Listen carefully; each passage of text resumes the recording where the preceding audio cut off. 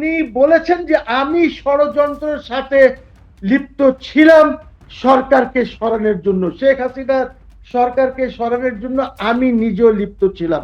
এইখানে আসিফ নজরুল চোর বলেছিল, যার হাতে শপথ নিয়েছে তাকে চোর বলেছে। ওই রেজিগনেশন লেটারের ব্যাপারে যখন কথা উঠেছিল উনি বললেন আমি তো কোনো রেজিগনেশন লেটার পাই নাই। আর আজ পর্যন্ত যে চোর বলেছে সে আজ পর্যন্ত এটা দেখাতে পারে নাই যে এই দেখেন রেজিগনেশন লেটার আছে। সো এই জিনিসগুলি তো সম্মুখে আসা দরকার। আপনি রাষ্ট্রপতিকে, আপনি রাষ্ট্রপতির যে ফাংশনস গুলি আছে ওই ফাংশনস গুলিও করতে দিলেন না আপনি ঠিক করে। আপনি ভয় ভীতি দেখিয়েছেন রাষ্ট্রপতিকে। You put him under tremendous pressure, mental প্রেশারে আপনি রাষ্ট্রপতিকে রেখেছেন। আপনি যা পাঠিয়েছেন রাষ্ট্রপতি সই করে দিয়েছেন, বিকজ আর কোনো কনস্টিটিউশনাল অফিস হোল্ডার তো নাই। রাষ্ট্রপতি যদি না কোঅপারেট করে তাহলে স্টেট কোল্যাপস করছে। যেভাবে ইউনূস ট্রিট করেছে, সে শুধু তার ওথ শপথ লঙ্ঘন করে নাই, বরঞ্চ সেই রাষ্ট্রের সাথে খেলা করেছে। সেই রাষ্ট্র, উনি হচ্ছেন প্রতীক, রাষ্ট্রপতি হচ্ছেন, যেহেতু রাষ্ট্রের প্রতীক একজন, আপনাকে ওনাকে রেসপেক্ট করতে হবে। উনি এক নম্বর ব্যক্তি রাষ্ট্রের, আপনি তো এক নম্বর ব্যক্তি না। তো ইউনূস যেটা করেছে, দেখেন আমি আগেও বলেছি ইউনূসের বিরুদ্ধে সরকারকে তদন্ত করা উচিত। আগেও করেছি, আবার করব। 106 আছে না, ইলিগাল অ্যান্ড কনস্টিটিউশনাল গভর্নমেন্ট, আবার করব। আমার ব্যক্তিগত মতামত হচ্ছে যে এইটা একটা শুধু সংবিধান লঙ্ঘন হয় নাই, ইটস ট্রিজন, ইটস ট্রিজন।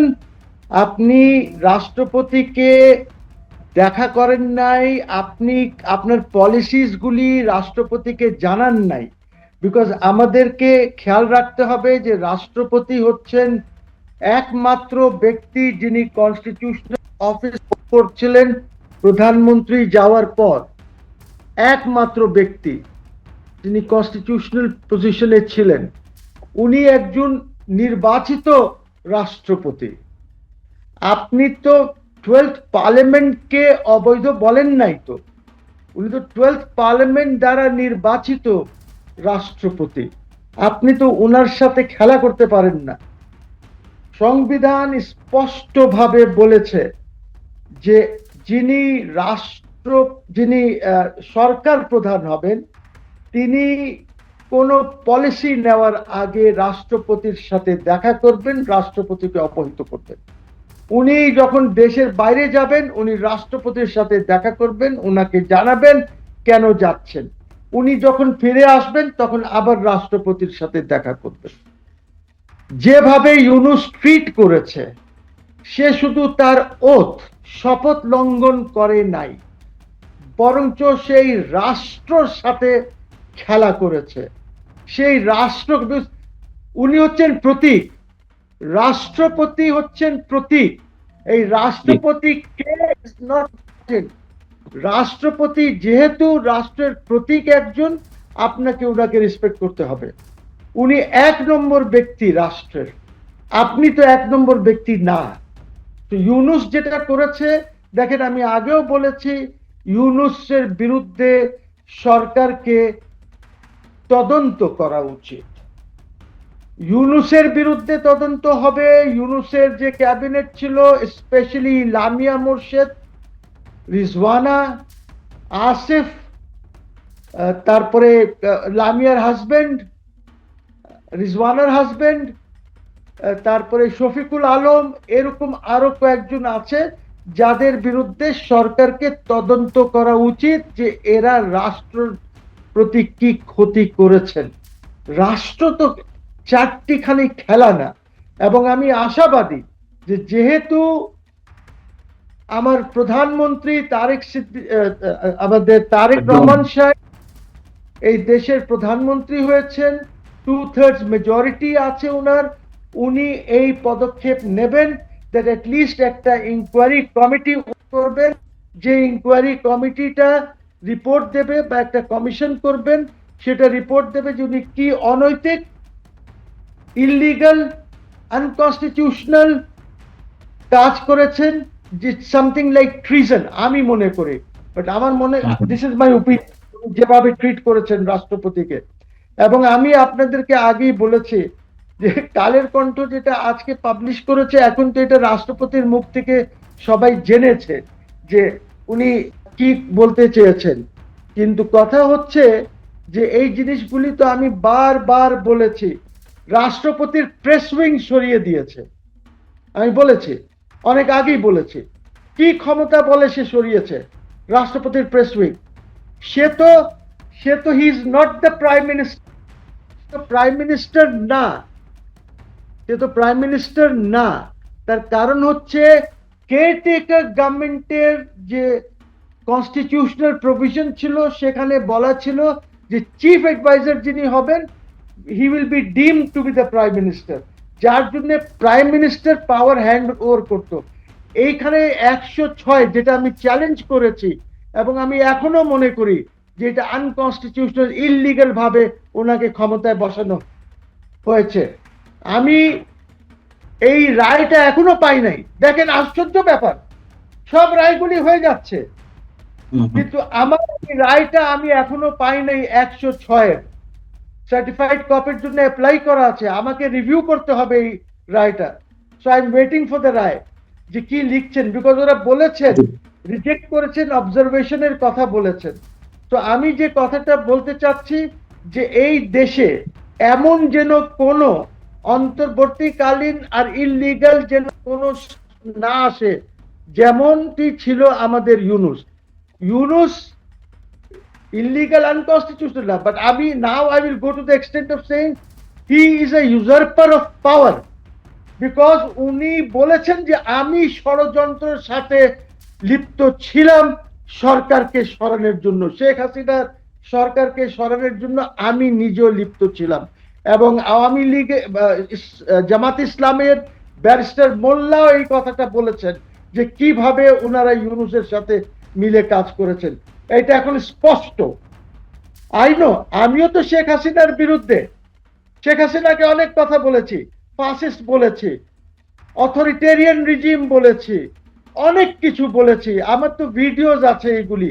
তো কথা হচ্ছে, আমি তারপরে কিন্তু যখন ইউনুস আসলো 3-4 মাস পর আমি কিন্তু বলা শুরু করলাম, I am sorry for calling Sheikh Hasina fascist. ওর চেয়ে বড় ফাসিস্ট এখন দেশ চালাচ্ছে। তো আমি তো এই জিনিসগুলি বলেছি। রাষ্ট্রপতি যে কথা বলেছেন, প্রেস উইং এর কথা বলেছেন রাষ্ট্রপতি, আমি আগেই বলেছি, উনি বলেছেন আরো 3 মাস আগে আপনি এই চ্যানেলেই বলেছেন। এবং আপনার কাছে আমার প্রশ্ন, এই যে প্রেস উইং কেড়ে নেওয়া, তাকে হত্যা করার জন্য এক ধরনের চেষ্টা, তাকে অপসারণের মাধ্যমে, মানে যেভাবে অ্যাটাক করা হয়েছিল বঙ্গভবন, চারিদিক থেকে ঘেরাও করা হয়েছিল, এই যে হত্যা করার এক ধরনের চেষ্টা, এই অপসারণ বা এই ধরনের অপকর্মের সাথে ডক্টর মোহাম্মদ ইউনূসের সম্পৃক্ততা, তার মৌনতা অবলম্বন করা, তার উৎসাহ থাকা, এক ধরনের বিদেশি মিশনগুলোতে ছবি, মানে সব বিদেশি মিশনগুলো থেকে ছবি নামিয়ে ফেলা, এই যে একটা ট্রমার মধ্যে নিয়ে যাওয়া রাষ্ট্রপতিকে, রাষ্ট্রপতি কখন বাঁচেন কখন মরেন তার কোনো গ্যারান্টি ছিল না। সেনাবাহিনী বা 3 বাহিনীর প্রধানেরা তাকে সমর্থন দিয়ে যাচ্ছিলেন, আপনার মতো কিছু মানুষের সমর্থন দিয়ে যাচ্ছিলেন। সবকিছু মিলিয়ে এই যে একটা রাষ্ট্রীয়, মানে তুমুল ষড়যন্ত্র। এর আগে কথা বললেন শেখ হাসিনা সরকারের পতনের জন্য ডক্টর ইউনূস এই যে এই অভ্যুত্থান বা এই আন্দোলনে তিনি নানান ভাবে হেল্প করেছেন, আবার তিনি ক্ষমতায় এসে উনি ডাইরেক্টলি সম্পৃক্ত ছিলেন। আবার তিনি প্রধানমন্ত্রী থাকা অবস্থায় আমাদের এক্সিস্টিং রাষ্ট্রপতিকে উৎখাতের জন্য নানান ধরনের ষড়যন্ত্রে লিপ্ত ছিলেন, এমন কথাবার্তাই তো বেরিয়ে আসছে খোদ রাষ্ট্রপতির মুখ থেকে। এই সব বিষয়ে তার বিরুদ্ধে কি ধরনের ব্যবস্থা আসলে নেওয়া যায় বা আইন কি বলে? আমি তো বলেছি যে একটি কমিশন করা দরকার, ইনকোয়ারি করা দরকার, এবং উনি যে ওথ লঙ্ঘন করেছেন, ট্রিজন করেছেন, এইগুলি ওই কমিশনের যে টার্মস অফ রেফারেন্স হবে ওইগুলির মধ্যে থাকা দরকার। আমি যদি কেউ না করে, যদি সরকার না করে, তাহলে ইনশাআল্লাহ, গড উইলিং, আমি নিজে সরকারের বিরুদ্ধে মামলা করব এই কমিশন করার জন্য, যে ওই সরকারের যে পুরা কার্যকাল ছিল, যে যতদিন ছিলেন 18 মাস বা হোয়াটএভার, এইটা কমিশন করে ইনকোয়ারি করা দরকার। আর যদি সরকার মনে করে যে তারা এটা করবে না, তাহলে তারা অ্যাটলিস্ট ইউনাইটেড নেশনসের জেনারেল সেক্রেটারি জেনারেলকে লেখুক যে আপনারা একটা কমিশন করে দেন, যে কমিশনটি এরকম ইনকোয়ারি করতে পারে। এরকম একটি এইটা আমার অল্টারনেট প্রেয়ার থাকবে যখন আমি করব। এই মুহূর্তে আমি যেটা চিন্তা করছি, যেটা আমি এই যে আমাদের যে আইসিটি আছে, এই আইসিটিটাকে আমি চ্যালেঞ্জ করতে, হয়তো আমি নেক্সট উইকের মধ্যে আমি নোটিশ দেব that this should be dissolved and this law should be repealed. ওর কারণ হচ্ছে যে এইটা একটা বিশেষ ইস্যু করা হয়েছিল। যাই হোক, এটা আরেকদিন আলোচনা করব। আজকে রাষ্ট্রপতির যে ব্যাপারটা আছে সেটা আপনি জানেন যে আসিফ নজরুল সে প্রথমে উনাকে চোর বলেছিল, লায়ার বলেছিল রাষ্ট্রপতিকে। আমি শাহাবুদ্দিন চুপ্পু নিয়ে কথা বলছি না, আমি ওই চেয়ারটা নিয়ে, ওই প্রতিষ্ঠানটা নিয়ে কথা বলি। রাষ্ট্রপতি ইজ আ প্রতিষ্ঠান, just S prime minister is a প্রতিষ্ঠান, ক্যাবিনেট ইজ আ প্রতিষ্ঠান। আমি এই প্রতিষ্ঠানকে নিয়ে কথা বলছি।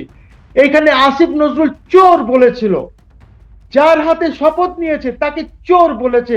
ওই রেজিগনেশন লেটারের ব্যাপারে যখন কথা উঠেছিল, উনি বললেন আমি তো কোনো রেজিগনেশন লেটার পাই নাই। আর আজ পর্যন্ত যে চোর বলেছে সে আজ পর্যন্ত এটা দেখাতে পারে নাই যে এই দেখেন রেজিগনেশন লেটার আছে। সো এই জিনিসগুলি তো সম্মুখে আসা দরকার। আপনি রাষ্ট্রপতির যে ফাংশনস গুলি আছে, ওই ফাংশনস গুলিও করতে দিলেন না আপনি ঠিক করে। আপনি ভয় ভীতি দেখিয়েছেন রাষ্ট্রপতিকে। You put him under tremendous pressure, mental প্রেশারে আপনি রাষ্ট্রপতিকে রেখেছেন। আপনি যা পাঠিয়েছেন রাষ্ট্রপতি সই করে দিয়েছেন, বিকজ আর কোনো কনস্টিটিউশনাল অফিস হোল্ডার তো নাই। রাষ্ট্রপতি যদি না কোঅপারেট করে তাহলে স্টেট কোল্যাপস করছে। আপনার পাসপোর্টে যে প্রথম পাতায় যে লেখা আছে, রাষ্ট্রপতি বলছেন যে আমার এই লোক যে পাসপোর্টধারী, ওকে আপনি সব সুযোগ সুবিধা দেবেন রাস্তা দিয়ে আপনার এখানে যাওয়ার। এই রাষ্ট্রপতি is not Chuppu who is writing, it is the Presidency, it is the sovereign power of the president যেটা প্রয়োগ করা হয়। আপনি যে সভরেন্টি, আপনি যে বলছেন ছবি নামিয়ে দিয়েছে, আমি জানি না, আমি পড়ি নাই রাষ্ট্রপতি কতটুকুন বলেছেন, বাট আমি এখন নাম নেব। এই ছবিটা রিজওয়ানার জন্য নামানো হয়েছে।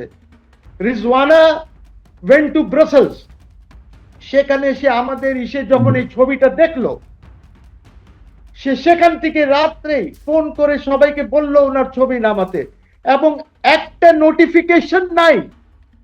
দেয়ার ইজ নো নোটিফিকেশন।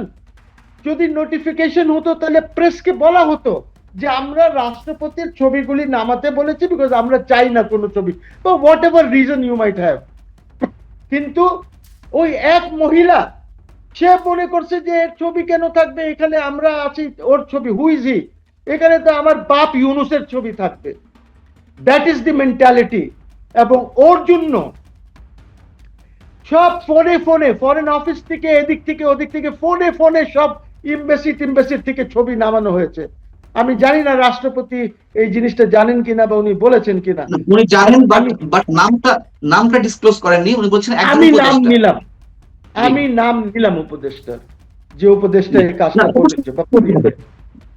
এখন বিষয় হচ্ছে যে এই যে অপকর্মগুলো, এই যে রাষ্ট্রবিরোধী ষড়যন্ত্রগুলো, এগুলোর বিরুদ্ধে কি শুধুমাত্র ডক্টর ইউনূসের বিরুদ্ধেই আইনগত ব্যবস্থা নেওয়া হতে পারে, বা নাকি আরো যারা উপদেষ্টা জড়িত তাদের সবার বিরুদ্ধে এই ধরনের ব্যবস্থা নেওয়া হতে পারে? না, আরো যারা জড়িত আছেন এইগুলির সাথে, ওই সবাইকে এটার জন্য দায়ী করতে হবে, এবং এই ইনকোয়ারিটা সবার জন্য হবে। আজকে দেখেন এলএনজি নিয়ে, এই যে ইভেন আপনার যেখানে ইলেকশন 12 তারিখে, আপনি কোন দুঃখে খলিলুর রহমানরা গিয়ে, ওই বশির উদ্দিনরা গিয়ে এই চুক্তিটা সই করে আসলো? কোন ইস্যু? এইটা তো তারেক রহমান সাহেব আসার পরে ওরা এটা করতো, আমার কোনো আপত্তি ছিল না। কিন্তু তারেক রহমান সাহেবরা তো দেখে শুনে করতেন। ওইখানে যারা যেতেন ওরা দেখতেন যে কি আছে চুক্তিতে। এই অশিক্ষিত খলিলুর রহমান একটা, এমনি ডিগ্রি হতে পারে বাট মেন্টালি অশিক্ষিত এই কারণে বলছি যে রাষ্ট্রের জন্য তার কোনো মায়া দয়া নাই। আপনি জানেন কত জঘন্য ইয়ে করেছে। এখন তারা বলছে যে ওই যে সুপ্রিম কোর্টের ওয়াশিংটনে সুপ্রিম কোর্ট অফ ইউএস যে অর্ডার দিয়েছে ওইটার ভিত্তিতে আপনি কিচ্ছু পাবেন না। তার কারণ হচ্ছে যে আপনি তো একটা ডিল করেছেন, ট্রেড ডিল এগ্রিমেন্ট সই করে এসেছেন, ওইটা তো এক্সিকিউটিভ অর্ডার চ্যালেঞ্জ হয়েছে। যে শুল্ক এক্সিকিউটিভ অর্ডার দ্বারা সে করেছিল, দ্যাট ওয়াজ চ্যালেঞ্জ। বাট যেখানে আপনি ডিল করে আসছেন, এগ্রিমেন্ট করে এসেছেন, what has the Supreme Court to do with that? Supreme Court has no business with that. এটা রাষ্ট্র হয়েছে জঘন্য পান্না। if I sit with it পান্না, এটা যদি আমি বিশ্লেষণ করতে বলি এই প্রোগ্রামটা 15 মিনিট হবে না, এই প্রোগ্রামটা 1.5-2 ঘন্টা হবে। অবশ্যই আমরা কথা বলবো, অবশ্যই এটা নিয়ে আমরা খুব শীঘ্রই কথা বলবো। আর আরেকটু জানতে চাচ্ছিলাম, রাষ্ট্রপতি যে বিষয়ে হিন্স দিয়েছেন যে তাকে অপসারণের জন্য সাবেক একজন বিচারপতিকে দায়িত্ব নেওয়ার জন্য একজন উপদেষ্টা তার সাথে দীর্ঘ 1-1.5 ঘন্টার বৈঠক করেছিলেন, সেখানে নামগুলো উজ্জ্বল রেখেছেন। আপনি যেমন রিজওয়ানা হাসানের নামটি ডিসক্লোজ করলেন, আপনি কি এই বিষয়টি নিশ্চয় জানেন যে কোন উপদেষ্টা গিয়েছিল? এইটা এই মুহূর্তে আমি এটা বলতে চাই না, বিকজ শুধু এরা দেখা করে নাই, বিদেশিরাও এসে দেখা করেছে। আমি এই মুহূর্তে এই নামটা নিতে চাই না, for tactical reasons and technical reasons. যেটি গুঞ্জন আমি সেটাই বলি, আপনার যে সমস্যা আমি বলি। যেমন আসিফ নজরুল গিয়েছিলেন সাবেক প্রধান বিচারপতি সৈয়দ রিফাত আহমদের কাছে তাকে দায়িত্ব নেওয়ার জন্য, আমি এটা শুনেছি। am I right or wrong? Perhaps you are not very far from the truth. আপনি সত্যের থেকে খুব বেশি দূরে না হয়তো। বুঝতে পারছি। এবং তার সঙ্গে একজন সাবেক মার্কিন রাষ্ট্রদূত দেখা করতে গিয়েছেন, ভারপ্রাপ্ত রাষ্ট্রদূত, এটাও আমরা জানি, সাবেক প্রধানমন্ত্রীর সঙ্গে। যাই হোক, এখন বিষয় হচ্ছে যে আপনি লিগ্যাল অ্যাকশনের কথা বলছিলেন, যদি কোনো ইনকোয়ারি কমিটি গভর্নমেন্টের পক্ষ থেকে করা না হয়, আপনি সেটার বেসিসে গভর্নমেন্টের এগেইনস্টে মামলা করবেন। কিন্তু আপনি সরাসরি ডক্টর মোহাম্মদ ইউনূসের যে অপকর্মগুলো রয়েছে এইটির বিষয়ে কি আপনি সরাসরি কোনো আইনগত ব্যবস্থা নিতে চান? ইউনূসকে পার্টি করব, আমি যে নোটিশ দেব ওর মধ্যে ইউনূসকে পার্টি করব। What is my problem? এটা কি মামলা সরকারকে দেব একটা, ওর মধ্যে ইউনূসকে ফর ইনফরমেশন পার্টি করে দেব, আর যখন মামলা করব ইউনূসকেও করব। ওটা আসুক না, এসে বলুক, পার্টি হলেই তো আসবে। দেখি না, যদি গভর্নমেন্ট কোনো ধরনের ইনকোয়ারি কমিটি না করে, তাহলে কি আপনার মতো কোনো সিনিয়র সিটিজেন বা যে কোনো সিটিজেন ডক্টর মোহাম্মদ ইউনূসের বিরুদ্ধে নিজে চেষ্টা করব। আপনি ডিটারমাইন্ড আপনার খেয়াল আছে কিনা ওই যে 71 ঘাতক নির্মূল কমিটি যেটা ছিল, ওরা একটা পাবলিক ইনকোয়ারি আর পাবলিক ট্রায়াল করেছিল না? রমনা পার্কে না কোথায় যেন তারা করেছিল না, ওই যার মধ্যে গোলাম আজমের বিচার গণ আদালতে, ওটা কথা বলছেন? শাহবাগে করেছিল গণ আদালতে। কিছু না হলে তাও সেটাও তো করতে পারি। I mean let us see, ওইটারও তো একটা ভ্যালিউ আছে। আচ্ছা, এটা তো ভ্যালিউ। Late us C. তার মানে আমরা ধরে নিতে পারি যে আর কেউ এগোক আর না এগোক, আপনি ডক্টর ইউনূসের বিরুদ্ধে মামলার প্রক্রিয়ায় যাচ্ছেন, মানে স্টেপ বাই স্টেপ। আমি আগেও করেছি, আবার করব। 106 আছে না, ইলিগাল এন্ড কনস্টিটিউশনাল গভর্নমেন্ট, আবার করব, কি আছে। জি, অনেক ধন্যবাদ অ্যাডভোকেট মহসিন রশিদ আপনাকে আমাদেরকে সময় দেওয়ার জন্য। আপনি ভালো থাকবেন, দেখা হবে আবারও। এবং দর্শক আপনারা যারা শুনছিলেন, আপনারা ভালো থাকবেন। আল্লাহ হাফেজ।